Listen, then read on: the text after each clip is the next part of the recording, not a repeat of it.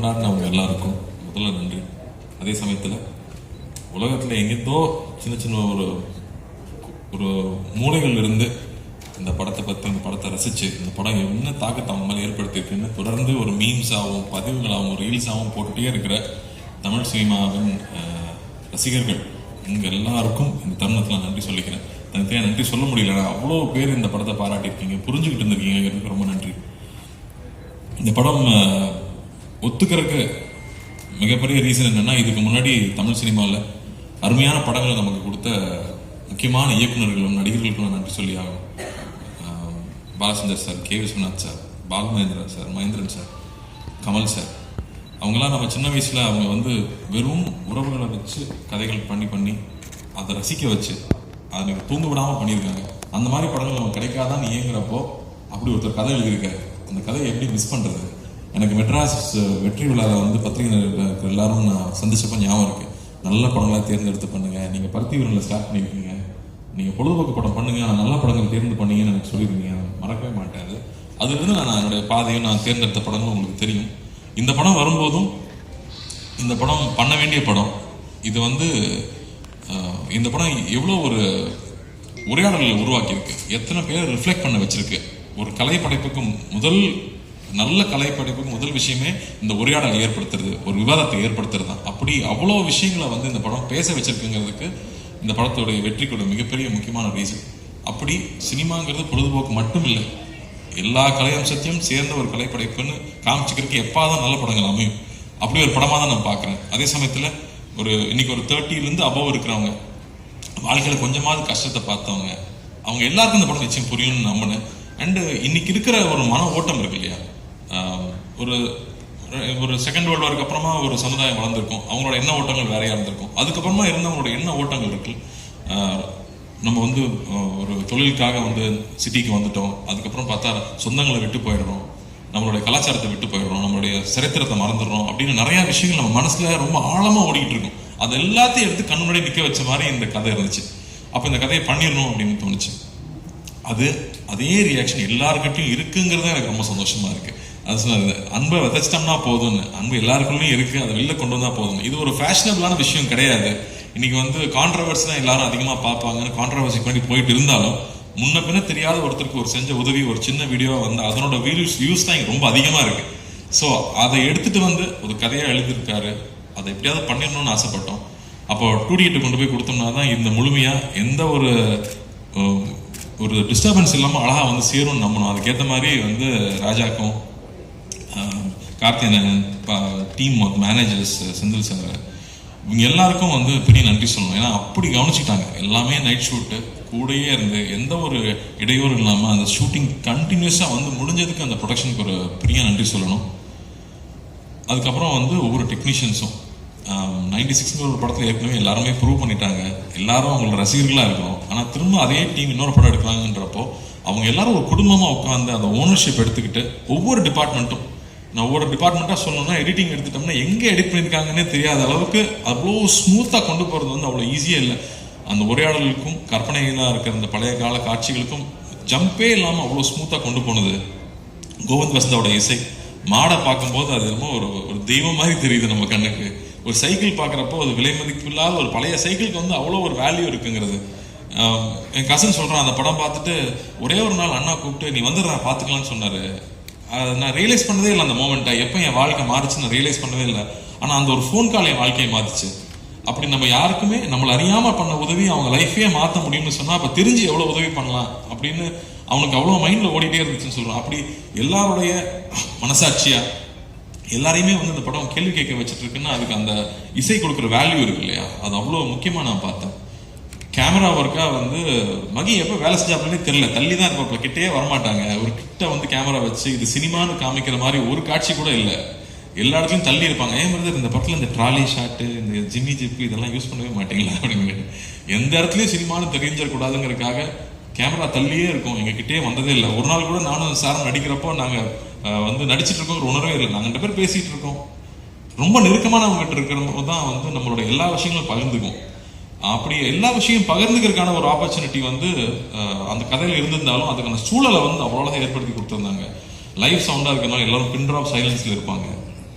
அதுக்கு வந்து assistant டைரக்டர்ஸ்க்கும் assistant கேமராமேனுக்கும் நன்றி சொல்லணும். அந்த செட்டை அப்படியே வந்து அந்த அமைதியை மெயின்டைன் பண்ணதுக்கு. இல்லாட்டி இந்த படம் பண்ணுறது அவ்வளோ ஈஸி இல்லை. இல்லாட்டி அந்த மாதிரி ஒரு ஜோன் அவுட்டாக உள்ளே போய் நம்மளுடைய சரித்திரமும் நம்ம சமூகத்தில் நகர்ந்த நிகழ்ச்சிகளும், ஏன்னா நமக்கு வராத வரைக்கும் இது பிரச்சனை இல்லைன்னு தான் நம்ம வாழ்ந்துட்டு இருக்கோம். ஆனால் வந்து உன்னை சுற்றி இருக்கிற விஷயம் இன்னைக்காவது உன்னை பாதிக்கும் அப்படிங்கிறது வந்து நமக்கு பின்னாடி தான் இருக்கும். ஆனால் ஒருத்தர் அதை எடுத்து நம்ம கண்ணு முன்னாடி பேசுகிறான் இல்லையா, அப்போ தான் அதனோட சீரியஸ்னஸ் நமக்கு புரியுது. அந்த மாதிரி விஷயங்களை பகிர்ந்துக்கிறது வந்து எனக்கே ஒரு படிப்படியாக இருந்துச்சுன்னு சொல்லலாம். அண்ணன் அடிக்கடி சொல்லுவாங்க, லார்ஜ் ஹார்ட்டடா இருக்கு, உன்னால எவ்வளோ பெருந்தன்மையாக இருக்க முடியுமோ இரு அப்படின்னு அடிக்கடி சொல்லிட்டே இருப்பாங்க. அப்படி பெருந்தன்மையாக இருந்தாலும் சில முடிவுகள் எடுக்க முடியும், சில தருணங்களில் முக்கியமான முடிவுகள் எடுக்க முடியும். அப்போதான் எல்லாரும் மேலேயும் அன்பாக இருக்க முடியும், நம்ம மேலே கோவப்பட்டவங்க மேலேயும் நம்மளால் அன்பாக இருக்க முடியும். அந்த மாதிரியான சூழல் இந்த படம் திருப்பி எனக்கு ஏற்படுத்தி கொடுச்சுன்னு சொல்லலாம். ராஜா சொன்ன மாதிரி நம்ம ஊரில் சொந்தக்காரங்க இருப்பாங்க, சம்மரானா ஊருக்கு நான் போயிடுவேன், அவங்க தகுதிக்கு மீறி நம்மளை கவனிப்பாங்க. அது நம்ம மெட்ராஸ்லேருந்து வர பசங்க, அதனால இவங்க நல்ல பிஸ்கெட் தான் சாப்பிடுவாங்க, ஒரு நல்ல வாழைப்பழம் வாங்கி வைக்கணும்னு அவங்க தகுதிக்கு மீறி கவனிச்சுப்பாங்க. ஆனால் சாப்பிடாம கூட வருவோம், கையில் தொட்டு கூட பார்க்க மாட்டோம். ஆனால் நான் அவங்க சாப்பிட்றமான்னு பார்த்துட்டே இருப்பாங்க. எனக்கு அதெல்லாம் அப்போ நான் நினச்சி பார்க்கவே இல்லை, இப்போ நான் நினச்சி பார்க்குறேன். நம்ம மேலே எந்த எதிர்பார்ப்பும் இல்லாமல் நம்ம மேலே அன்பு காட்டினவங்கள நம்ம வந்து அங்கீகரிக்கிறோமா, அதை திருப்பி கொடுக்குறோமா அப்படின்னு திரும்ப யோசிச்சு பார்க்குறேன். அப்போ அது திரும்ப ஞாபகப்படுத்துது. திரும்ப ஊருக்கு போனால் அவங்க வீட்டுக்கு போய் உட்காந்து ஒரு வாய் சாப்பிட்டு வரணும்னு சொன்னது. ஸோ அந்த மாதிரி உணர்வுகள் எல்லாம் வந்து நம்ம இழந்துட்டோமா இல்லை மறந்துட்டோமா, இந்த படம் திரும்பி அதை ஏற்படுத்துது. அப்படி வந்து ஒவ்வொருத்தருக்குள்ளேயும் இருக்க நிறைய நினைவுகளை வெளியில் கொண்டு வருது. அவங்க எழுதி தள்ளுறாங்க, பேஜாக எழுதி தள்ளுறாங்க. ஸோ அது ரொம்ப சந்தோஷமா இருக்கு, இந்த படத்தை புரிஞ்சுக்கிட்டாங்க அப்படின்னு. சரி, நம்ம மாநிலத்துக்கு மட்டும்தான் ஓடுதான்னு பார்த்தா ஆந்திராலையும் நல்ல அதே ரெஸ்பான்ஸ் இருக்குது, கேரளாவில் போனாலும் அதே மாதிரி இருக்குது. வெளிநாட்டில் இருக்கிறவங்க இன்னும் பயங்கரமாக கொண்டாடுறாங்க, ஏன்னா அவங்க ரொம்ப தூரத்தில் இருக்காங்கன்றப்ப அவங்களுக்கு அந்த வேல்யூ ஜாஸ்தி தெரியுது. ஸோ எதுக்காக இந்த படம் எடுத்தோம், என்ன சொல்ல முயற்சி பண்ணுமோ அது போய் சேர்ந்துருக்கு. எல்லாரும் ராஜா சொன்ன மாதிரி இந்த படம் கொடுத்ததுக்கு நன்றின்னு சொல்றாங்க. அதை விட வேற என்ன சந்தோஷம் வேணும்? அந்த சந்தோஷத்தை ஏற்படுத்தி கொடுத்தது நீங்க, அது கொடுத்த அங்கீகாரம் தான். நீங்க அந்த படத்தை பாராட்டினதும் அந்த படம் நல்லா இருக்குன்னு சொன்னது தான் அதை முழுமை அடையுது. ஸோ பத்திரிகை நண்பர்களுக்கும், நிறைய பேர் நண்பர்களும் சொல்லக்கூடாது, பெரியவங்க, நான் சின்ன வயசுல அங்கிள்னு கூப்பிட்டவங்கலாம் இங்கே இருக்காங்க, அவங்களுக்கும் எல்லா ரசிகர்களுக்கும் இந்த படத்தை புரிஞ்சுக்கிட்டு பாராட்டினவங்க எல்லாருக்கும் ரொம்ப நன்றி. அதே மாதிரி வந்து எங்கள் அத்தானை மிஸ் பண்ண முடியாது, அத்தானை கடைசியாக வர்றேன். பட் பிரேம் அவரோட எழுத்து வந்து ஒரு ஹிஸ்டாரிக்கல் ஒன்று வச்சிருக்காரு. இப்போ நான் அப்டேட்டாக கொடுத்துறேன். ஒரு ஹிஸ்டாரிக்கல் ஒன்று வச்சிருக்காரு. அதை நடைய படிச்சு முடிச்சதுக்கு அப்புறமா யாரையா நீன்னு கேட்குற அளவுக்கு மரியாதைலாம் போயிடும்ல. ரொம்ப பிடிச்சி போச்சுன்னா, டே யாரா நீ எப்படா அப்படி எழுதுற, எனக்கு அவருக்கு ஒரே வயசு தான், நெக்ஸ்ட் டைம் டைட். அந்த அளவுக்கு வந்து நம்ம அவளை அப்படி ஒரு நடை அவரோட எழுத்துல இருக்கிறது வந்து பிரமாதமா இருந்துச்சு.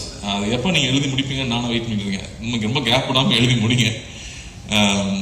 அதே மாதிரி சவுண்ட் டிபார்ட்மெண்ட், அந்த கோயில்ல இருந்து அந்த பையன் கிளம்பி வரும்போது அந்த யானை மேலே டச் பண்ணுது, அங்கேயே வந்து எல்லாரும் எமோஷனல் ஆயிட்டாங்க.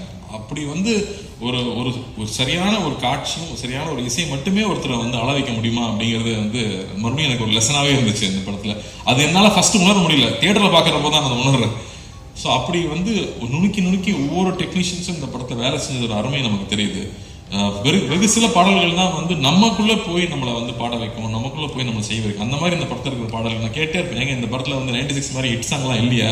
ஆமாம் பிரதர், இந்த படத்தில் லவ் சாங்லாம் போட முடியாது அப்படின்னு சொல்லிட்டாரு முதல்ல. ஆனால் இதில் இருக்கிற சுச்சுவேஷனுக்கு சாங்ஸ் இருக்கிறது இருக்கு இல்லையா, அது அவ்வளோ அழகு.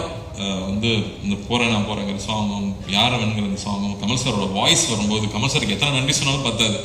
அவருக்கு வந்து இந்த படத்தில் அண்ணாக்காக தான் நிச்சயம் பாடி கொடுத்துருக்காரு. ஆனால் அண்ணாக்காக வந்து அவர் முடிக்கும் போதும் பாடும்போதும் நாங்கள் இருந்த அந்த உணர்வு இருக்கு இல்லையா, அவ்வளோ பேருக்கு வந்து அது எல்லாரும் சொல்கிறாங்களே, இந்த யாரோ வந்து என்ன ரொம்ப நெருங்கினவனை கட்டி பிடிச்சிக்கிட்ட மாதிரி இருக்கு இந்த படம் பார்த்ததுக்கு அப்புறமா.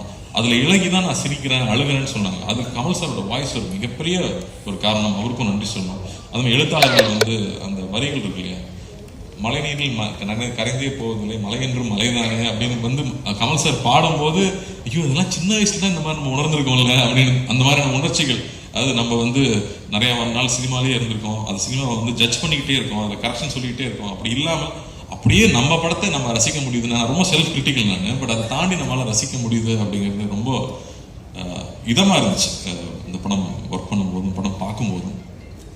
அத்தான் மேட்ருக்கு வந்தால் வந்து என்ன சார் சொல்லுமா வேணும் சார், நீ ரொம்ப பேசுவ அப்படின்னாரு முதல்ல. வேறு வழி இல்லை சார், அந்த படத்துக்கெல்லாம் பேசி தான் ஆகணும். ஏன்னா வந்து அந்த ஃபோன் கான்வர்சேஷன் பற்றி தான் நான் முக்கியமாக சொல்லணும்னு நினச்சேன். ஏன்னா அப்போ தான் நான் ஷூட்டிங் இல்லை, மற்ற நாள்லாம் கூட தான் இருந்திருக்கேன்.